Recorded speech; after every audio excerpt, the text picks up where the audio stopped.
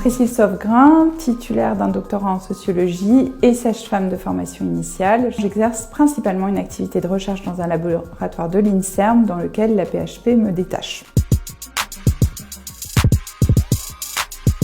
Je coordonne la commission scientifique du collège depuis 2015. La commission scientifique, en fait, elle est répartie autour de 3 sous-commissions.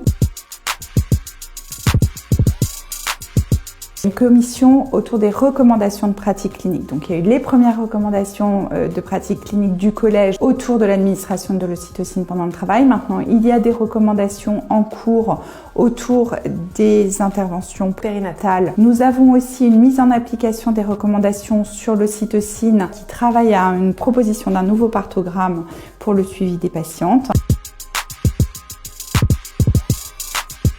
Ensuite, il y a une deuxième sous-commission des prix, un prix mémoire et d'un prix poster qui sont alloués par le collège. Le premier à des étudiants sages-femmes pour leur mémoire de fin d'études et le second à des sages-femmes chercheurs qui viennent présenter leur travail aux journées du collège sous forme de communication affichée. Nous aurons aussi un appel à communication orale pour les journées des sages-femmes.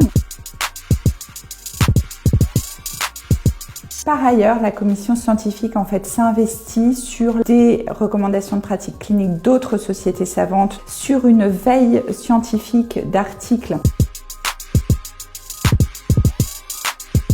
Nous avons aussi un rôle de consultation auprès de certaines institutions. Je pense notamment à ceux qui sont en cours autour de l'universitarisation de la formation de sages-femmes, autour de la qualification des enseignants-chercheurs en maïeutique, de la création de la section maïeutique au sein du CNU Santé.